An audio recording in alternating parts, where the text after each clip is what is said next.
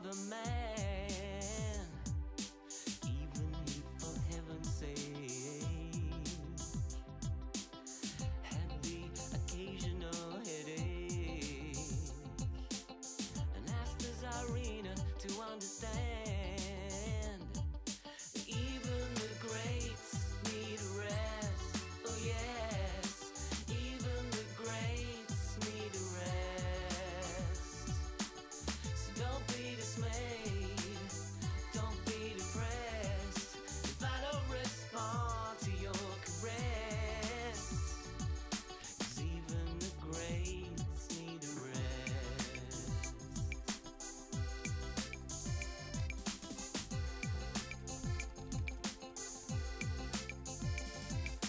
Ramesses II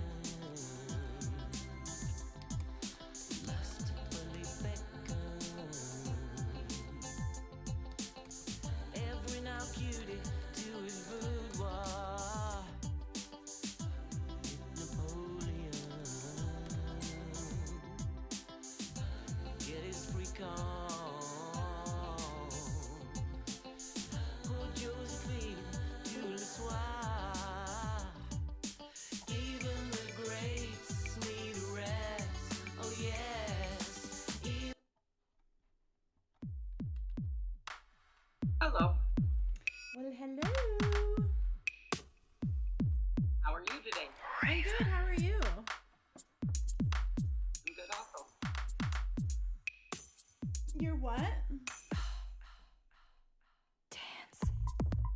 Oh, I'm getting used to my new push to talk button, so I was just kind of making sure my sound sounds okay.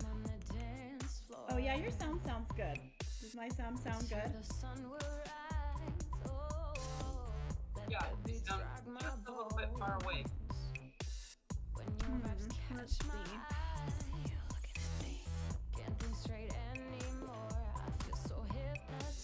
see. I'll just talk really loud. Well, my mic's recording, and I tend to talk hot, so I keep my mic really far away from me. Well, I can sound fine.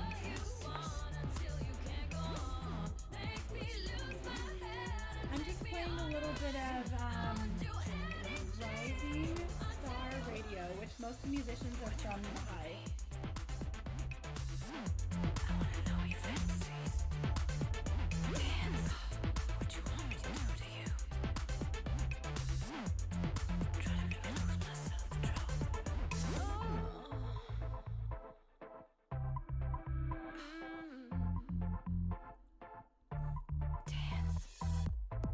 What you wanna do to me? I wanna know your fantasies. What you want me to do to you? Try to make me lose my self-control. The tension rises now, can feel it in the air. You make me lose my breath.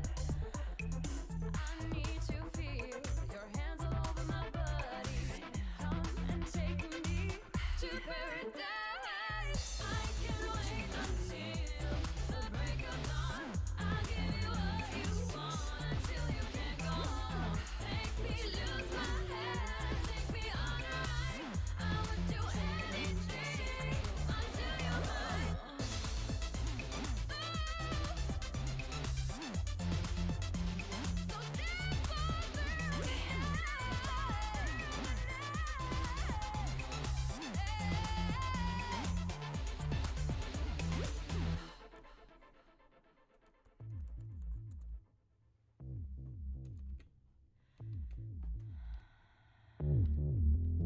So you're standing there, my heart beats fast, make you move, turn me on, it's even more exciting, to have you near me, I can feel your body shiver, I need you now, dance. Please don't make me wait until the break of dawn, I'll give you what you want until you can't go on, make me lose my head, take me on a ride, I would do anything until you're satisfied.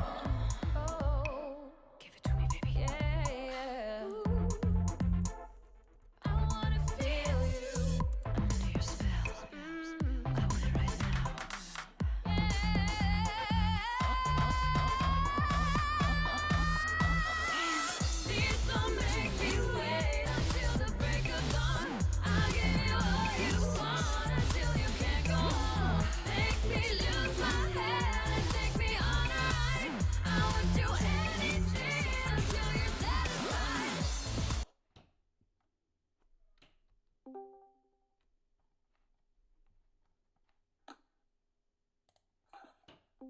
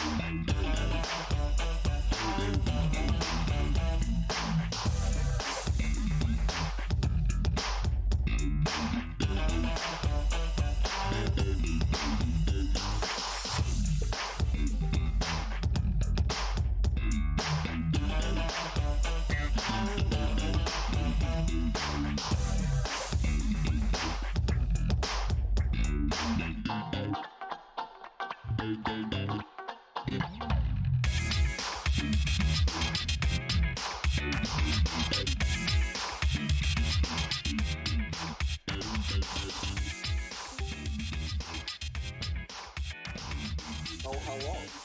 Hello, everybody. How we doing? Oh,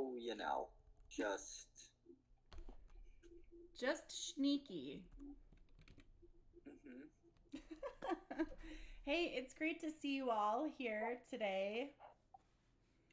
I feel like I know everybody except for maybe Bleepcoin, Hivelander, and Sneaky. So, hello, hello. Thanks for joining.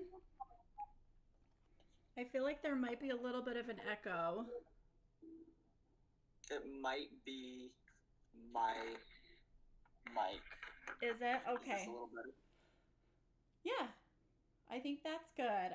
So everybody, thanks for coming. Thanks for hanging out. I just got some news. So we had a little bit of a news flash. I don't know if y'all caught the news flash. This is kind of exciting, but we have Andrew Hamilton. He's with the JPB Liberty, and he has filed. Hey, Sneaky, why don't you mute your mic for a sec, or I'll mute it. I'll mute ya. So JPB Liberty has just filed a class action lawsuit. This is the Crypto Queen Show. If you're wondering where you are and why you're here. Crypto Queen Show, we do every Sundays around noonish Mountain Standard Time. So I always have a countdown on my post so you know like what time that's going to be for you. But what time it is in Israel is like maybe midnight-ish. So thanks for joining us. Maybe 10. I don't know what time it is for you right now. It's only 9. It's only 9. You've got a more civilized hour for me to be on now, little scribe. Oh, lovely. Lovely. I'm so glad I could be more civilized for you this week. So, you guys, today's show is super exciting. I'm always very excited. Maybe today a little more than usual, but we've got a great lineup. So, Andrew has promised to come and entertain us and inform us a little bit for a few minutes. I don't want to keep him too long because he's a very busy man with a bunch of kiddos and twins and wives and, well, one wife. You're only one at the moment. Yeah. One wife. I do have an ex-wife, but Ex-wives, in Australia. So. twins, wives, ex-wives. Oh, and also class action lawsuits against Google. So we'll talk about that in like 5 seconds. I just want to go over today what we're going to attempt to cover. We'll attempt it. I don't know if we'll accomplish said attempt, but We're going to take a look at maybe the Trump v. Snowden potential pardon. We're going to take a look at maybe the Twitter bedfellows, Harris and Biden. And then maybe we'll look at some blockchain voting patent as a replacement to mail-in voter ballots.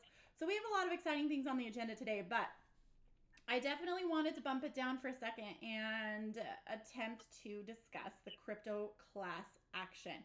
So Andrew, I'm not gonna keep you long because I know you're busy, but what I did want to do is I wanted to just read the highlights from your latest your press release, because you know I've been pestering you to tell me when you were gonna list and file that class action and against Google and Facebook. So I just had 3 quick little questions for you, okay? Okay. Because I know we've kind of been over it with a lot of different shows that we've done. So today we're going to keep it simple. Question number one, where's Twitter? I kind of thought you were going to sue Twitter. Where'd they go? Yeah, we just left them out for the moment to simplify the case. Okay. We had 10 respondents that were suing all the different subsidiaries of Google and stuff, and Facebook and Twitter, and we just realized it was just too much because we're trying to keep the case simple. We're going on this path to try to get this no adverse cost order, and if we get it, we're really set, and if we don't get it, we're going to have to pay some costs and pull back. And so we wanted to just not have too many people on the other side and keep it as simple as possible. Yeah, because as I understand it, the case against Twitter is a little bit uniquely different than the case against, I mean, it's a similar situation, but your streamlining measures are going to be easier if you do against Google and Facebook. So well played on that front. And then if it goes well, we'll go with the Twitter. Is that what I'm hearing? Yeah, well, we've got this strategy. We hope that maybe when Twitter see that Facebook and Google are being sued and how strong the case is, we'll give them an opportunity to settle early out of court and give us some money that'll help us. I love how you're like, we'll give them an opportunity to settle early out of court, like you're planning it. I gotta tell you, I love the attitude. I do. The thing is that this is criminal. This can send people to jail. Our case is only civil, but the regulators will wake up to this. The regulators are going to see this, and if we're successful, they'll be going after people for criminal stuff. So Twitter's got an opportunity to seek amnesty, and because they were the little guys, well, they're right. Still a massive compared to us, but compared to Facebook and Google, they were the third ones in. They're the smallest player. They could get an amnesty from the Australian regulator, and then no one would go to jail. And when you say amnesty, what you mean is, hey, we'll leave you alone, but it doesn't mean someone else won't. Yeah, what it means is that they can get an amnesty from the regulator for potential criminal prosecution for cartel conduct. Because a cartel like this, it's a crime. It's not. I mean, we're suing. It's a civil action, but normally what happens is the regulator brings the action and the class action follows. I see. We're going the other way around. But if we're successful here, the regulator will absolutely go after them for civil penalties and maybe criminal. Okay, I gotcha. So essentially, if Twitter settles with you before it even goes to court, then the regulator isn't going to be as motivated to take them into the criminal action. Yeah, well, they can also seek amnesty. They can say, "Oops, we're sorry, we didn't realize," and have the regulator not go after them, dogging Facebook and Google. All right, now for intent of time, let's take a look. You've talked about how you just mentioned how Twitter is one of the smaller guys, and that brings me to this no adverse cost order, Mister. I'm reading your post here. I have got the screen share. I'm going to go ahead and drop that in the chat so you guys know exactly what I'm talking about here. And you'll be able to refer to this. You can either go to Vim or YouTube as well and just catch the screen share. So look, this is a huge deal that has come into Australian law really quite recently. The truth is, this Section 82 is the section you sue for damages, but I printed it out like 2 years ago. It was in my folder. So I hadn't been looking at the actual online version until I was finalizing, until I was doing some more work, and I looked at the online version and I go, oh, that's much longer than it used to be. That's 3 times as long. What's this? No adverse costs orders. And I'm going, You just noticed it? and I'm going, you can get a cost, and a court may order that the applicant, that's us, is not liable for the costs of any respondent, that's Google and Facebook, to the proceedings, regardless of the outcome or likely outcome of the proceedings. The court may order this if it's satisfied that the action raises a reasonable issue for trial. Now, that's a really pretty low bar. Right. We easily meet that. The action raises an issue that's not only significant for the applicant, but may also be significant to other persons. Well, it's a class action, so obviously it's significant to the whole crypto industry and regulators, all sorts of people. So that's easy to pass. And then this last one is the kicker. The disparity between the financial position of the applicant, that's me, individual, father of 5, not particularly wealthy, and the financial position of the respondent or respondents is such that that's Google and Facebook, who have like $250 billion in a war chest, is such that the possibility of a cost order that does not favour the applicant might deter the applicant from pursuing the action. Well, yeah, like we can't pursue the action without tens of millions of dollars unless we get this order. So we really tick the box there, as almost, plenty of small nation states would tick the box there, frankly. Right. So that's and you know the law. This enlivens the judge's discretion. The court may if you tick those 3 boxes, then you've got a decent chance of getting it, and then it's the judge's discretion. Now, we think this is a super important case,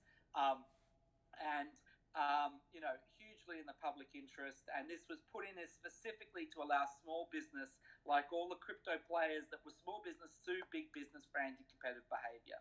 And so I saw this, and I was like, wow, all my birthdays have come at once. Right. That we decided to change our strategy, stop spending, we already just spent $25,000 with senior counsel for him to, frankly, not get the case even as well as you do. Little scribe, I have to say. I did get it, but he didn't. It was clear I was going to have to spend $200,000 to get him up to speed. Oh. And it was like, oh my God, this is just. We've raised 100. We thought that would be enough to get proper advice, but it clearly wasn't going to be. So we figured, let's throw the dice. Let's give it a go, because we've got a pretty good chance of getting this. No one's ever got one before. It's brand new. It's untested. But that's my thing. I do a lot of untested stuff, and usually comes off. So we'll see. But if we can get this, we'll be set up, because of COVID, I can appear just like I am now with you. I can appear from my office in my apartment in court in Australia, because all the barristers, everyone's appearing in court on Microsoft Teams. So it evens the playing field, because all these really high-level barristers, don't know even how to use a computer very much. And plus, they can't read the judge anymore, because they're used to going in there and watching every little tiny flick of the knuckle or twitch of the brow. Scribe, you know your stuff. I have to say, I'm super impressed. Exactly. Why you pay so much for, because in Australia, you have specialist barristers that all they do is appear in court. And why you pay so much for really experienced ones is because, they worked with the judge as a barrister. They can read every little twitch of them and stuff, but they're not in court. They're out of their comfort zone. They're on Microsoft Teams. Right. I'm much more comfortable in that environment than they are. And I'm a pretty good advocate. So it really evens the playing field. If we can get this, we're really, really cooking with gas. We can go forward. And because I just should explain, because obviously a lot of people are American, they go, what is this all adverse? In Australia, as in the UK, the loser normally pays the winner's costs. And that's a huge incentive. I did want to back up and kind of go over that a little bit, because here in the States, we also have, in most states, we have a lot of different precedents set, at least civilly, where the loser will pay the winner's costs, depending on the type of case. But in most cases, if you lose, you will be the winner can sue you. It's not a default, but the winner can sue you at least for 50% of those costs, depending on the type of case that it was. And in this instance, if it's a deterrent, because you can't fathomably pay the cost of someone like Google, who has hundreds of thousands of dollars a month that they could easily dispense with on legal fees. And when you have a case like this where it's so clearly delineated what the law is and how they broke it, and it is a cartel law, an antitrust law to prevent monopoly, then in this case, they could throw as much as they wanted at it, and you would never stand a chance, let alone be able to pay back those costs. So when we were talking last time, you said that you had a little bit of a secret weapon that you were going to pull out. You were going to file for an order. And it sounds to me like this is what you were referring to, that makes a level playing field. Is this what you were referring to, if you recall, Ross? Yeah, exactly. Okay, so exactly. my question is then, under the new provisions in Section 82 of the Act, it allows small businesses to take on the big business anti-competitive conduct by not being required to pay their attorney fees if they lose. However, I mean, they're still going to want to sink a ton of cash into it. Does it also take into account that they're going to theoretically be filing miscellaneous and frivolous motions that you then will have to fork over cash for in order to respond? Well, if I was using an external law firm, I would, but I'm doing it myself, so it's just my time. And so, we do have an external law firm and counsel and stuff that if I don't know the answer to, if it's something that I can't deal with myself, I'll get some specialist advice, and that's what we're going to be using the money we've raised for. But for most things, I'll probably be able to deal with it myself. And it's one of those things when it's just you. Like when I worked in a big law firm, big company, you'd have to get, the simplest thing has to go through 3 or 4 people and get signed off, and takes 10 times as long. Okay. Whereas it's just me. So, and I have done it before like this, by the way. I've appeared by myself, beaten the best barristers in this same court. You can actually respond much more quickly. You can actually get inside the decision cycle of the other side when it's just you and when you know your stuff. So yeah, they'll file all sorts of crap, but there's only so much they can file. Like, I'm not like a company that has all sorts of complexities. I'm just a person. Like, I'm a pretty open book. Like, there's nothing really, there's only so much they can ask for, file frivolous motions. There's not as many frivolous motions as in the US, because in the it's much, there are things they can file, and they'll do strikeout proceedings, and probably but the main thing they'll do is they'll seek to strike out the statement of claim. But what that actually means, it doesn't actually mean strike out the whole statement of claim, because that's really, really hard to do. That's ridiculous. What it actually means is that they'll complain that particular paragraphs aren't clear enough. And basically, the judge says, oh, yeah, fix that up, come back, fix that up. And you go through, fix it up. And eventually the judge said, oh, this is good enough, let's go. So the main issue with the strikeout applications is costs. Like, if you keep losing the strikeouts because you have to fix things up, it costs you a lot of money. But in this case, it won't. So I'll just handle it. They'll do all sorts of things, and if they appeal this order, if we get this order and they appeal it, they have to pay the cost of that too. Okay. So that's the strategy. We've got a decent chance. If we don't, we'll have to go back to Plan B and go get very expensive advice and then raise $10 million from litigation funders. But if we can do it this way, I think we've got to. If we can get this, we've got a good chance of doing it this way. I do see the point that you're making, where, because I've done a little of both, where you represent yourself. It's a little bit easier to actually see the point, of course, that you're trying to make. You don't have to go through people. It doesn't have to approve through a paralegal and a secretary, and then hit the attorney, associate attorney, and then it gets to the attorney, and then it gets to the motioning portion. I mean, you're in your head, you know the line of work that you're doing, you know exactly the trajectory you want to take to, you can fairly well anticipate what their responses might be. So just for those of you jumping in and maybe you're not exactly familiar with the case, I'll sum it up in a couple of paragraphs. JPB Liberty, which is owned by Andrew Hamilton, is providing financial support to Andrew through different investors, bringing a class action on behalf of holders of a major cryptocurrency and suppliers of cryptocurrency related goods and service.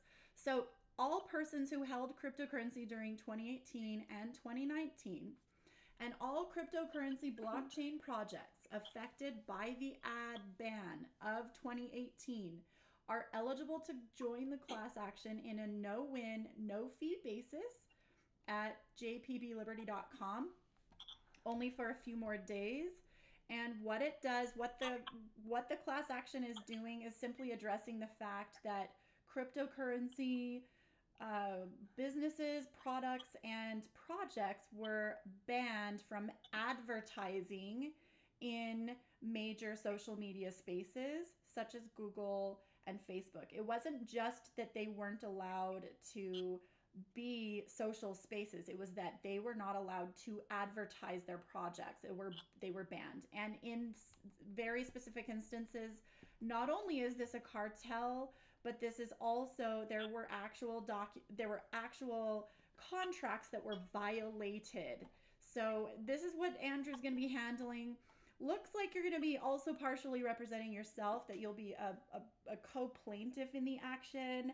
I don't know how you're not completely overwhelmed. I mean, I guess for me, I would just be like, oh, it's a total fail. There's no way I could do something like that. But because you have a little bit of experience, or a lot of experience in class action and in handling large monoliths such as AT&T, and you have extensive experience in antitrust and cartel law, I do see how this could make for a really great recipe, not to mention the fact that you're heavily in the social media and in the crypto space. So I think you're well suited for the job. There probably isn't a lot of other people who are with that combination of skills and happenstance abilities and things that you've experienced. And like you said, you're really well situated with the teams, the Microsoft Teams and that kind of thing. I'm very curious to see how the proceedings go. I'm dying inside because I know that these barristers are so comfortable with how just going in, sitting down, and frankly, it isn't just the barristers reading the judges. The judges are reading the barristers.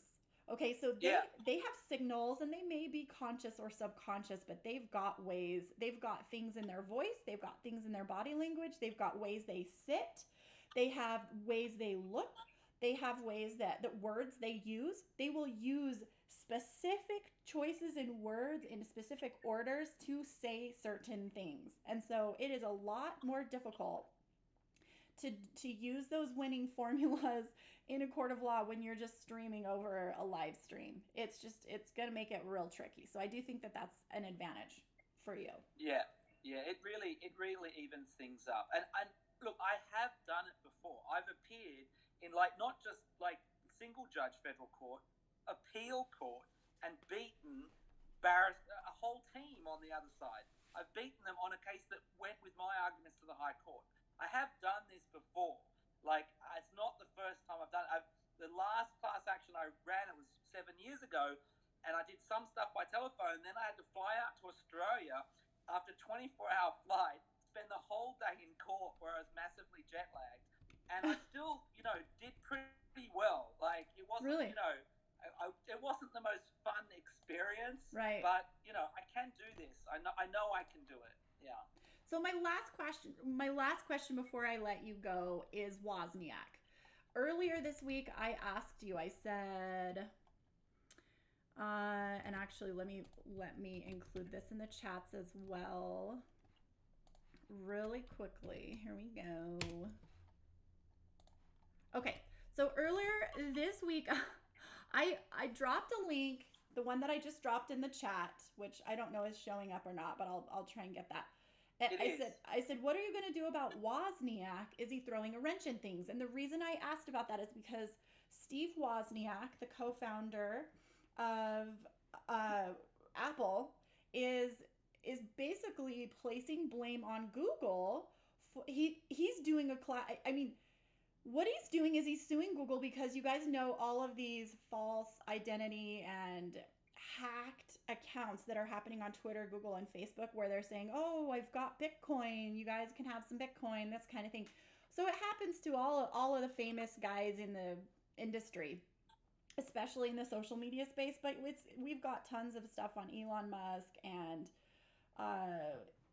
Ethereum owner, and we've got Wozniak. I mean, it's all CZ of Binance has also been. Yeah, it's not uncommon. I mean, everybody knows this is happening. The difference is he's come out.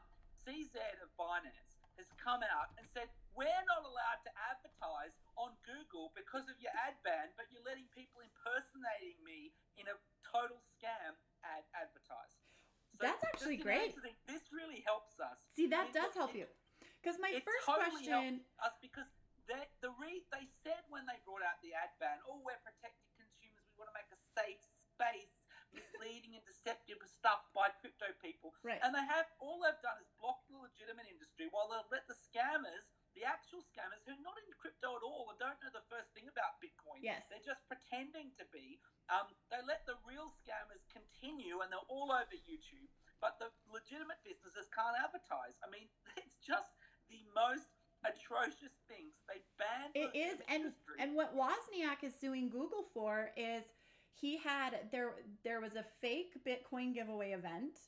Fraudsters apparently used images and video. I'm just reading the article here that's on my screen share.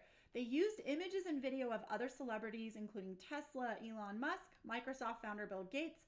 They even persisted. Here's the key: is the event persisted on Google for many, many months and promised to give viewers back double what they sent, according to the lawsuit. But when viewers transferred their crypto, nothing was returned. It was a huge heist.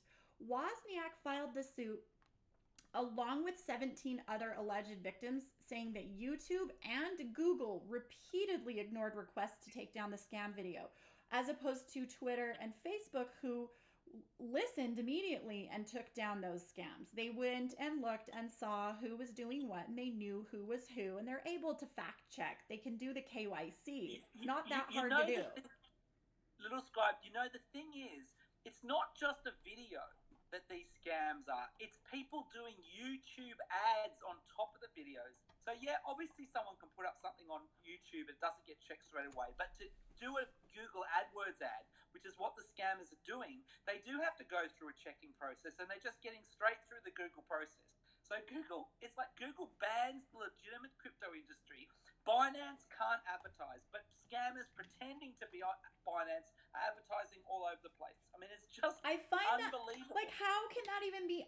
In my mind, I just don't even understand, like, how that can even happen. Like, if you're being a logical, reasonable human being and or company, that's not even a possibility. You can't just, like, let that happen for months and then turn around and tell the public, oh, we're just trying to keep you guys safe. We're just trying so hard. So we just don't want to, publish anything about crypto. And yet you're going to let someone be victimized millions and millions of dollars, where it would be the easiest thing for you to go pull that down. So I just kind of have a hard time believing, and I think that's great. I think it works for you. And it sounds like that you've got that in your quiver of arrows. Am I correct when I say this? Yeah. I thought about putting it in the statement of claim, but we're going to keep it. You'll hold on to it. We're going to keep it if they make the slightest intimation that they were trying to protect consumers, we'll pull it out because they just I kind of want to see you sandbag them. I seriously just want to be in the room. I would fly out to Australia just to watch that statement happen. I want to see you go. Well, you won't have to. You'll probably be able to watch it on this case will be effectively broadcast. You'll be able to log into Microsoft Teams and see it usually, because the courts are public things, and normally you have to toddle off to the federal court in Sydney to see it, but now it's on Microsoft Teams, so actually people can log in and see it. Insert little scribe drumming her fingers and smiling a sinister smile. I'm so excited. I just think it sounds so exciting. Okay, Andrew, those are the main questions I had for you. I promised I wouldn't keep you long.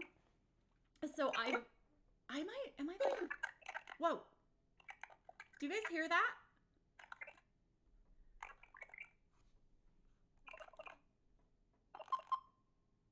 Hold on, there's like some weird sounds.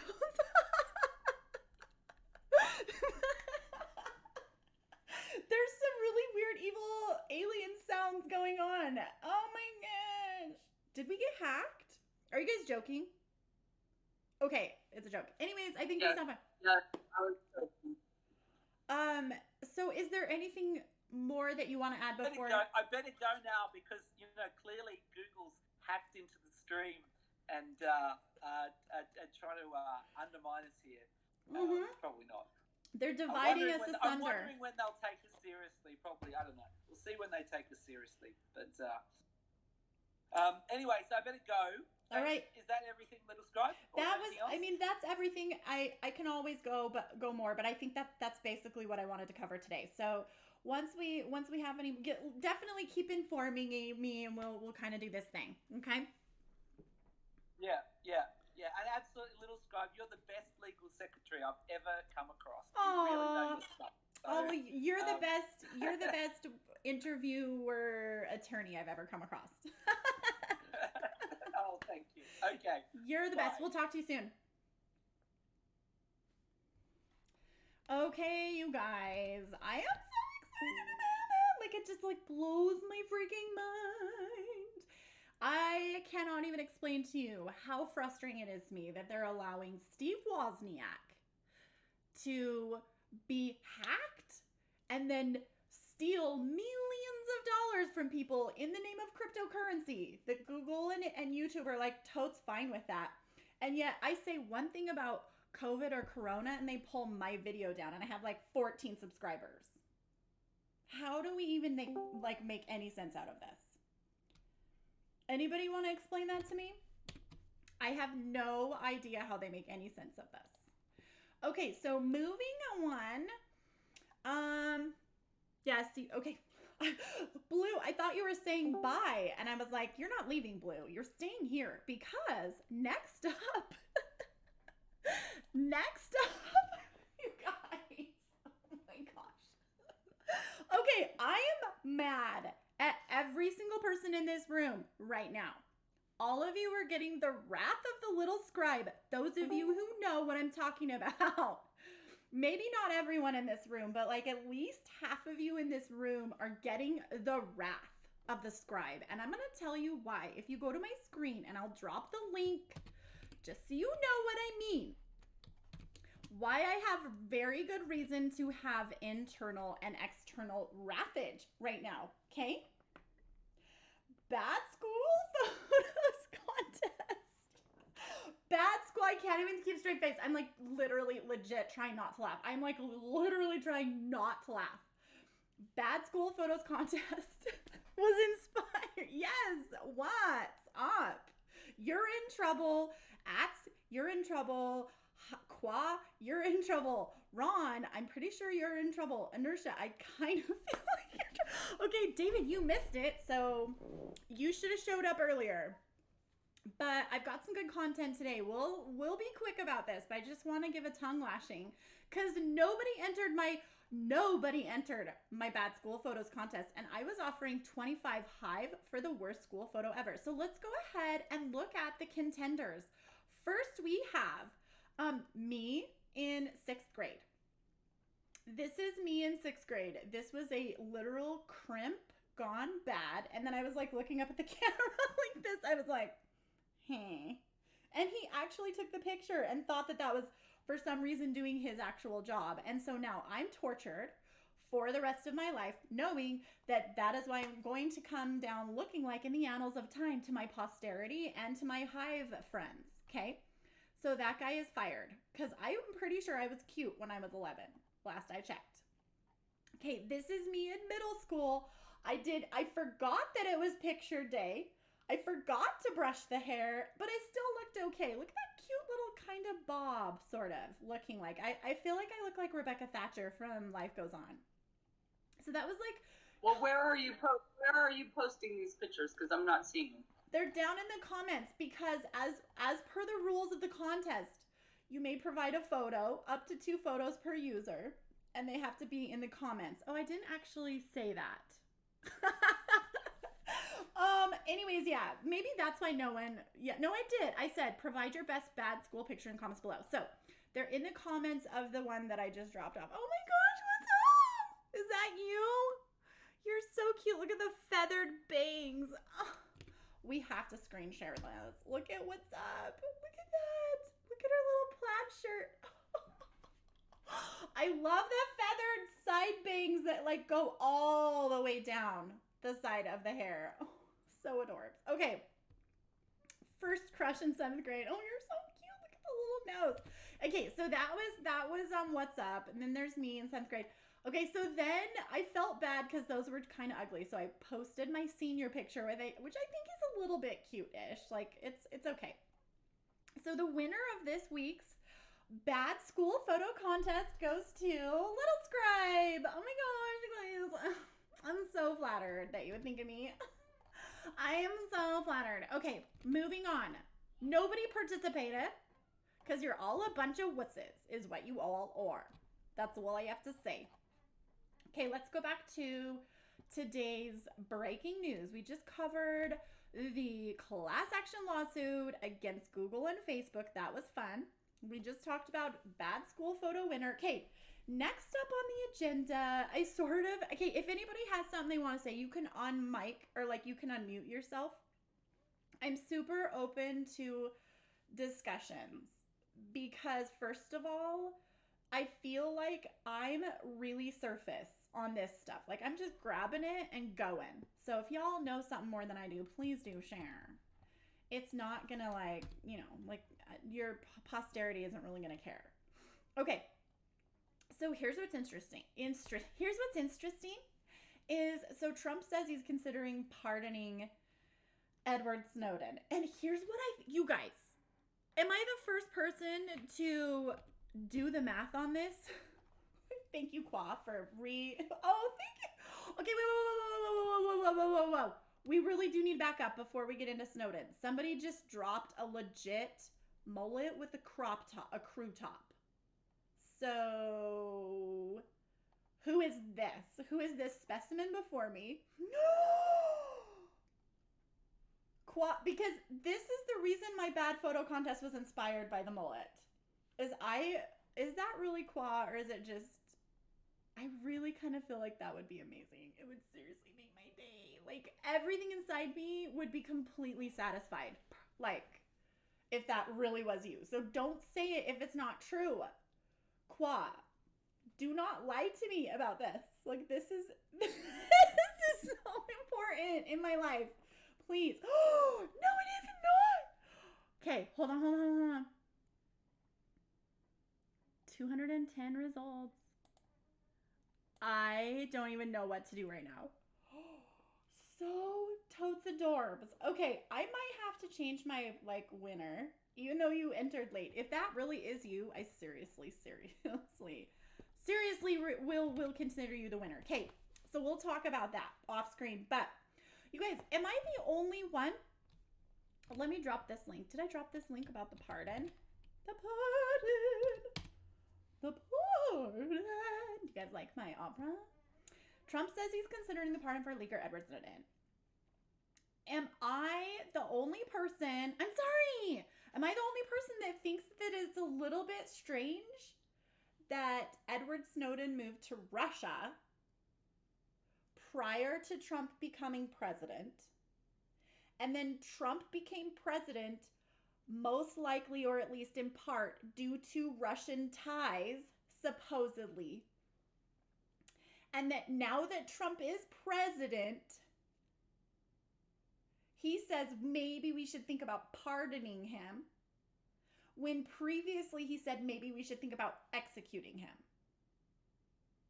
So, I mean, okay, I spit it out. So tell us what you think. David, tell me what you think. Conspiracy theories are gay. You guys. Okay, that's all I have to say about it. That's all I'm going to say. All I'm gonna say, I don't even know how reliable this people is. The Reuters, Raphael Satter. I really know nothing about these people. I'm just saying that's what I read. Where's my glasses? Okay, I'm gonna put on my glasses. So it says there. Hold on. The Republican president's comments followed an interview here Trump gave to the New York Post this week, in which he said of Snowden that, quote, there are a lot of people that think that he is not being treated fairly by U.S. law enforcement. And then he's going to start looking at pardoning him. I mean, that sounds like a lot different than saying he's a spy who should be executed. That's a little more than just softening his stance. And then he says, it seems to be a split decision. Many people think he should be somehow treated differently. Other people think he did very bad things. I don't know. I'm a little torn. I think that he did the right thing. Maybe that's because I'm a little rogue. I have like a little rogue little devil inside. So you guys just tell me. You guys just tell me what you think. Maybe we should do like, does Discord have a vote feature where you like poll? Somebody do like a bot poll. Are we being too hard on him, or should we pardon him? And not just pardon like things, but like all the things. Oh, well, it looks like Trump came in and said he'd pardoned him. So, okay, well, I guess that has been settled. Moving on. Let's go to the next thing, okay? Next thing, you guys, check this out. Check this out. U.S. Postal, listen to this, okay? U.S. Postal, I'm freaking out. Postal Service files blockchain voting patent. A new patent has been filed by the U.S. Postal Service, or if for those of you who don't know, that's the USPS, not the UPS, okay? USPS appears to at least be attempting to make blockchain technology as a replacement for mail-in voting, a safe alternative to physical polling. Okay, here's my first question. Why is this not everyone's first question? Why is everyone's first question not,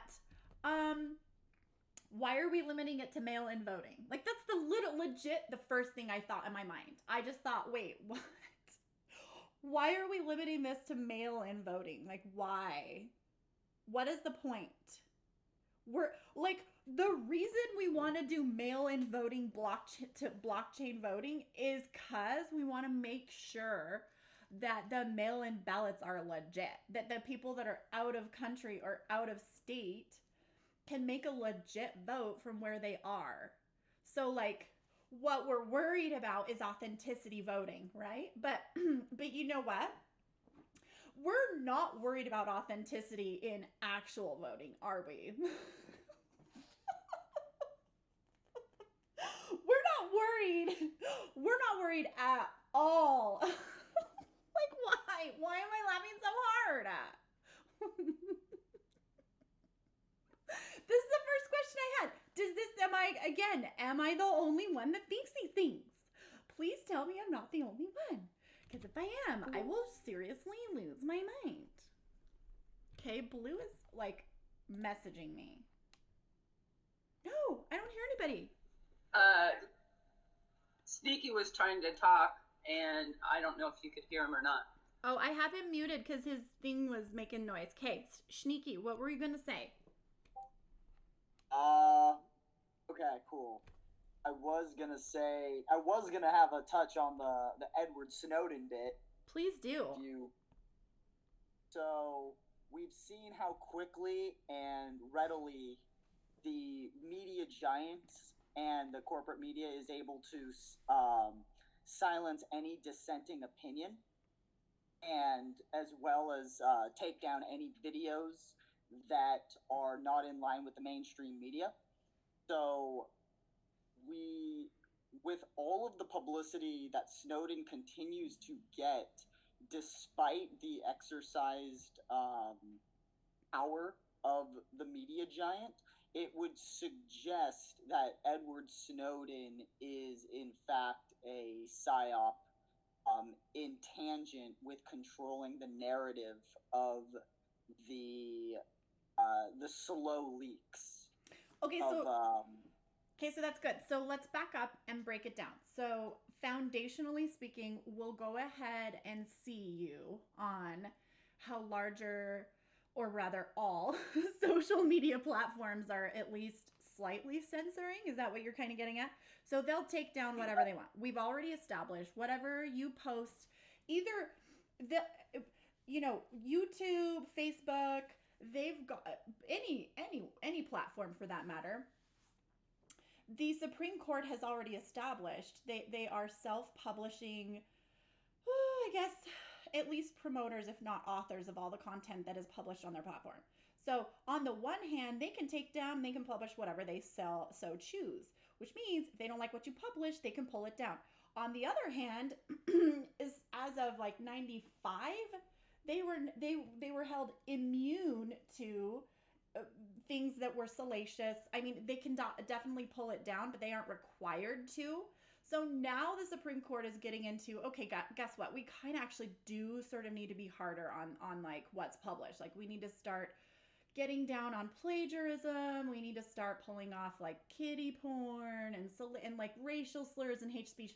So like all of the platforms are going, okay, yeah, we'll pull down plagiarism. So YouTube's got this algorithm where if you even wear a t-shirt that is copyrighted, they will pull your video. Like they just are all about the algorithm. Okay, so we're gonna go ahead and establish that they'll pull not only what they want, but what they think they should pull for the sake of the safety of the human race. Correct? Is that what your first establishment is?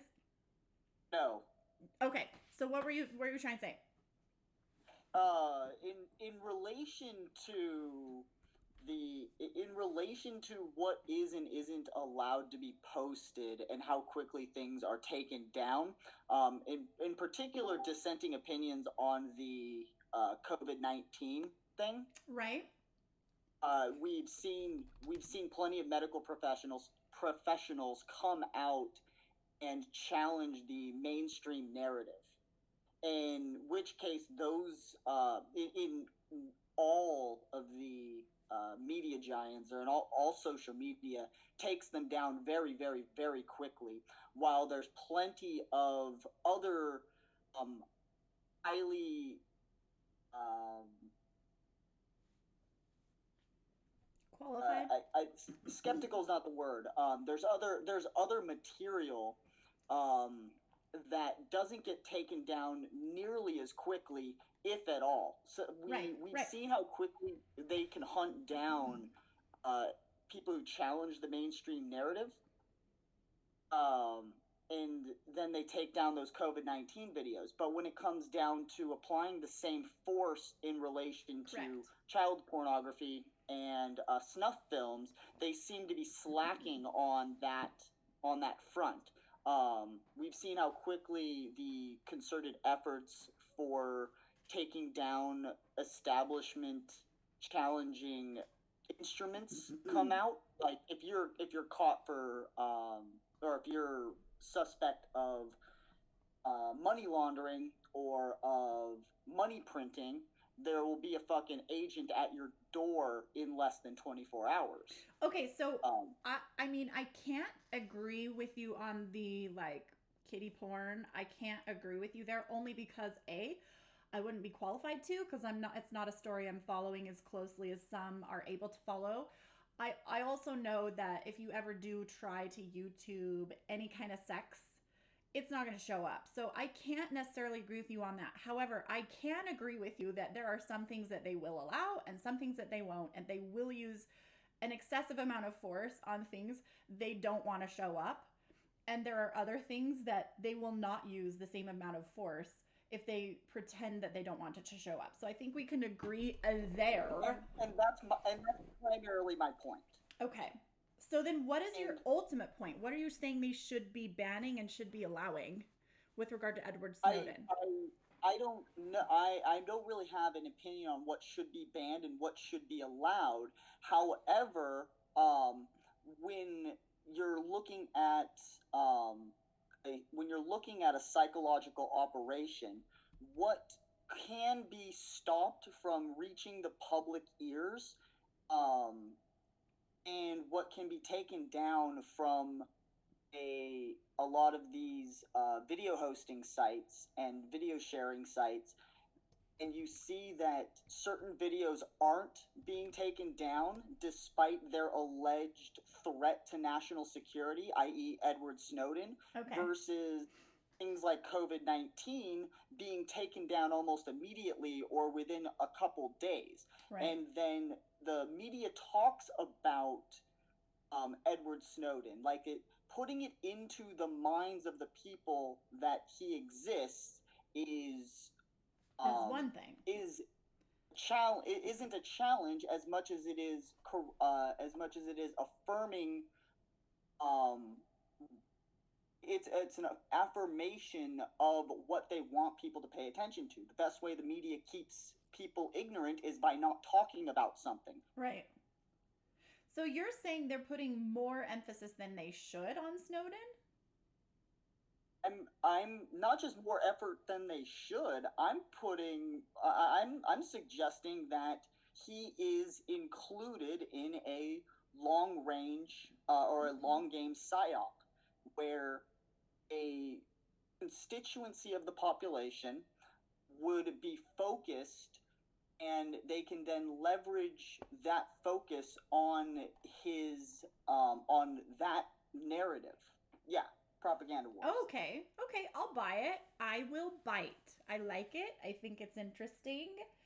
I think you're making some good input there, and it is interesting that those who stand to risk, who stand to lose from people doing things like what Snowden did, I can see how that they would make that a bigger issue.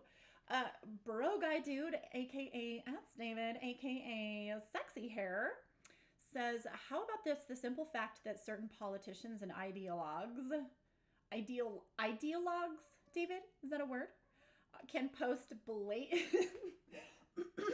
blatant lies and misinformation daily and are never censored, but actual medical professionals can offer a medical healthcare opinion in their race instantly.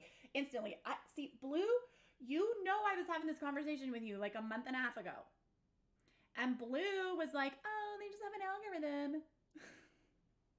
Okay, so here's my answer to that. And Blue and I kind of went at it on the same subject. I don't know, David. I don't know if they're allowing blatant lies. See, what we kind of decided because that's an apple and an orange. Politicians and ideologues or ideologies are not necessarily the same as medical healthcare opinions. Yes, they can go hand in hand. Yes, they can. However, if you want to just talk about medical healthcare opinions and talk about and by the way, thank you, Sneaky, for that. And if you have anything else to add, feel free. So as far as medical professionals on the subject of COVID, I do kind of feel like I don't even know what a Assange is. So I don't even know what that is. Julian Assange. What? Julian Assange. Oh, Assange. Okay. So we'll talk about that. But the thing about these medical professionals, at least from what I've experienced, is that I'm going on to YouTube and I'm seeing lots of crazy talk, a lot of it conspiratorial, a lot of it maybe sounds kind of sensible. So what I do is whenever I see information, I go and run it by my sister because her partner is a nurse in the COVID wing in Nevada. And then I have a neighbor who's a nurse in the COVID wing here in Utah.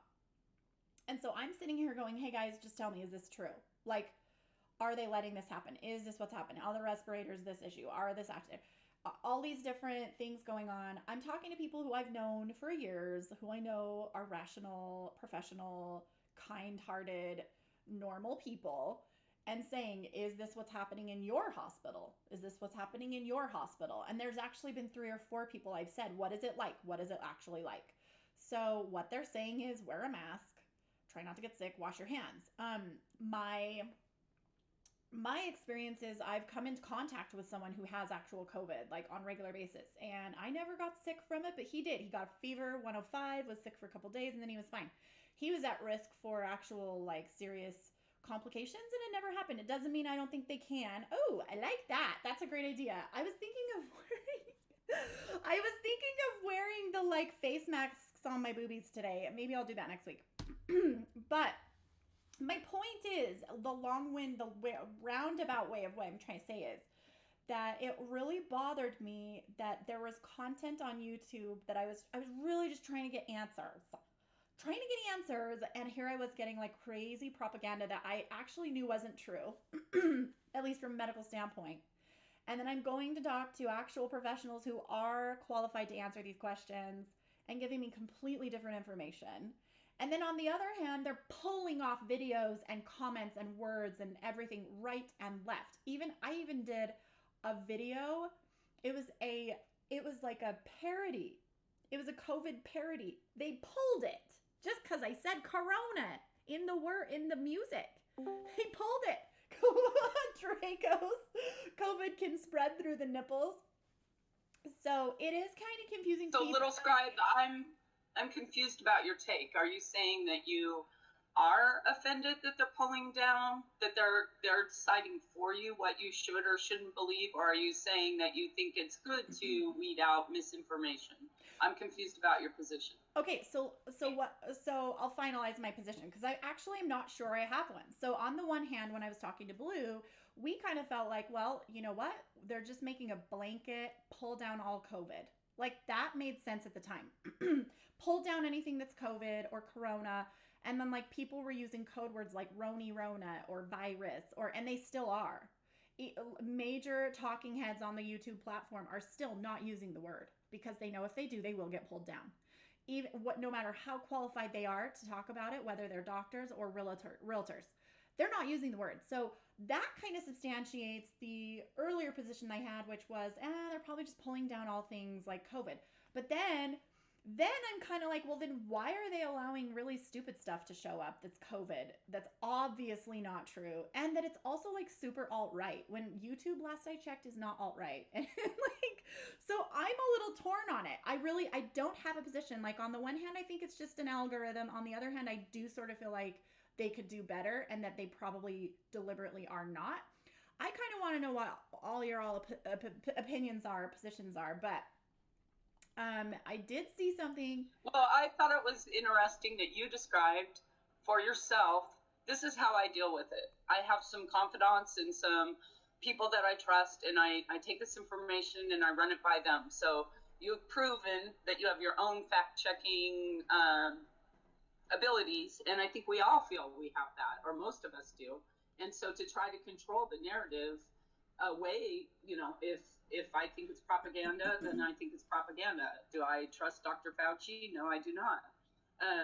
But the point is, we should each be able to access whatever information and opinions and studies are out there and go through our own rigorous or not so rigorous standards of checking the facts. Yeah, and I think if that holds true, then what should be happening is they should just not be pulling anybody down. If you're gonna pull some down, pull them all down. Don't just leave some of them up, especially the ones that are like super conspiratorial and don't like make any sense. Hold on, there's like a man-child at my door.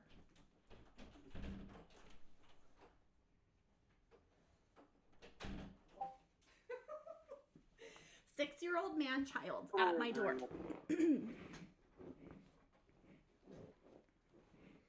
Okay, who said what? Who just said something? Oh, I agree with what's up. Like, if you're, part of propaganda is controlling the narrative, and exceptional amounts of propaganda. Like, the reason America has freedom of speech is because history has shown in the past what happens and how quickly a society is controlled by limiting certain access to information and what can and cannot be said. Exactly. And I do agree. I think there should be a no pull down, but I mean, it's not my platform. If it were mine, I don't know. Would I let everybody just say what they wanted? I kind of wonder if I would. Like, deep down, I'm kind of like, ooh, maybe I wouldn't. I'm a total hypocrite.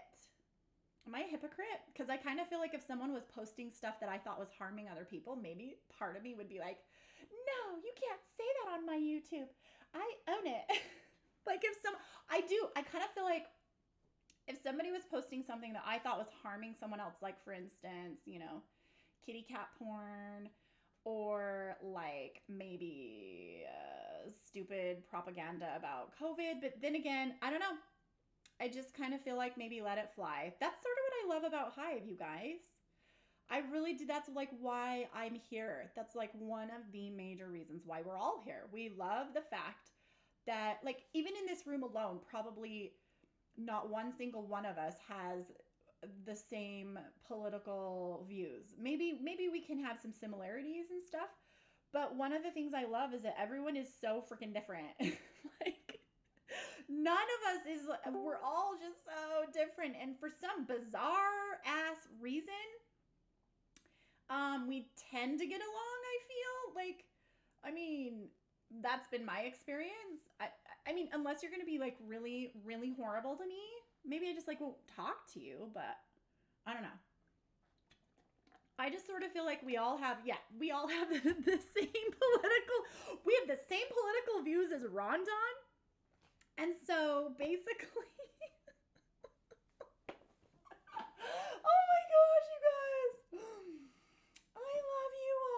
I love you all, and I love all of your political views, and I love how every time I get on Pulse every single evening, Axe gets on and says, let's stream the latest riot. That's what I love. Okay, moving on. Let's move on to the next thing. Okay, let's talk about this. I'm going to do a screen share because you need to see it. Wait, hold on. Let's wait for the big reveal. I'm going to wait for the big reveal. I got to share the link first.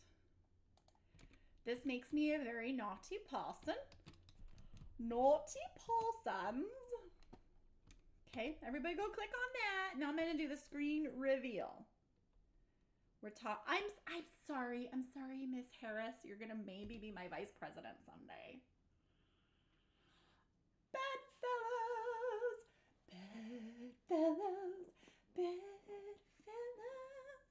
That's my song. Okay, the reason I'm calling them bedfellows is because of this video. I'm gonna pull it up. I don't know if I can stream the video and also like. Companies like Rocky Mountain Okay, Power hold and on. others are raising That's their annoying. rates this year. There's like an but you can ad. stop them. So rude. Okay, I have to turn up the volume. I don't know if you guys can hear Hey this. everybody, we're back with Senator. Well, from an outsider who doesn't really know both of you very. Okay, so this is Stephen Colbert. He's interviewing Kamala Harris, saying the following, and then this is her answer. Here we go. Well, your relationship, which seems like a good one now, really does bring home the partnerships, because in those debates you landed haymakers on Joe Biden. I mean, his teeth were like chiclets all over the stage, and now I believe you that you're fully supportive of him. How does that transition happen? How do you go from being such a passionate opponent on such bedrock principles for you, and now you guys seem to be pals? It was a debate. Not everybody landed punches like you did, though. It was a debate. So you don't mean it? It was a debate. That the whole reason, literally, it was a debate. It was called a debate. I understand. Traveled to the debate. There were journalists there covering the debate, where there would be a debate of differences of opinion and issues. Okay, and then she goes on to say, Biden and I are best buds. We get along so well. I mean, yeah, I get it. Okay, politicians be politicians. We're gonna Blue says that's the laugh of somebody who thinks it's funny to jail single moms. Oh, because she was the attorney general and she kind of did do that. Oh my gosh. I feel a little scammed as well, deep down inside. Like deep down inside, a little bit scammed. I also feel like as far as politicians go, like she's pretty smooth. Like she finishes out the interview kind of smooth. Like she's got really nice lip gloss on for starters. I mean, A for lip gloss. She's got nice hair, like it looks politician-y. And then her answers are just really smooth. Like here's what he asks her. He's like, "Oh, so," and you guys, if you're like liberals in this audience, great. That's fine. I'm not liberal or conservative or anything. I'm just saying I'm going to criticize everyone. So there we have it. If you like Harris, please let me know why. I'm happy to hear it. I just like making fun of politicians. That's my favorite thing. So what she said was, and I gotta give it to her, she was pretty graceful in her response. It's a debate. It is a debate. It's like, yeah, you're gonna pull punches, you're gonna try and win, and when you try and win, you're gonna have to find ways to disagree or make the other look less than you or less than what your platform is. And I do think that she did a really great job of it against Joe Biden. And now that they're considering her for the ticket for VP, I just kind of do these little circles in my head, and I definitely, yeah, I know. See, Ron, you're not a liberal, Ron. You're a clown. Okay, very different things. Yeah, I do feel like, that's a really that's a stretch. She pulled some pretty deep punches. I do think but it happens all the time, guys. It's nothing new. I feel like what happened was Stephen Colbert like wrote her before the show and he said, "I'm going to say this to you and then I'm going to pretend that I'm actually really going to be hard on you." Okay? I think that's what happened. Cuz he's got to ask the question. Got to ask the question, why were you so hard on him 5 years ago and now you're like best buds? Well, it's just the way it is, guys. And you know what? She agrees with him more than she agrees with Trump. And the fact is, she did give a really good answer. Here's where she did really well. He says, "How do you feel about being considered for the VP ticket?" And she's like, "You know what? I'm just a Joe Biden supporter and I will be no matter what. And here's the reasons why I think he should win." And then she listed this whole thing that basically sounded like, "I'm running for president. Please vote for me." It was very smooth. I got to give it to her. It made me kind of want to check the ballot myself a little bit. Okay, you guys, we have, oh my gosh, please hold. I was just about to say we have reached the bottom of the hour, but I love when you guys do these things. Like, that's Hillary Clinton and Kamala Harris combined. I don't know if it really is, though. It's really just Kamala Harris with blonde hair. So that was dumb. So Inertia, you can do better than that. I love Inertia's like meme. Step it up, Inertia. Yeah, I'm gonna have to step it up. Does anyone have any last comments before we sort of close up shop? Because that's about all. I know we were gonna maybe have one of y'all next week on. Like Ron, I've been bugging Ron. I've been bugging a couple of you because I want to have some combos. So be prepared because we might have to do some chats here on this little station. As much as I like to talk, I don't need to do all the talking. So just so you know. Yeah, we can just move on to chats is what we could do. I'm done with my content, so we can just get into informal if you want. You guys want to do that? Who's doing what? Who's up to what this week? Thanks. I'm gonna go ahead and take the record button off. We're done with the stream. We're just gonna do a hangout, and now you'll know that you're not being recorded or censored by YouTube. Okay, so that's what I'm gonna do for you. That's my gift to you. Here we go. Is that going to affect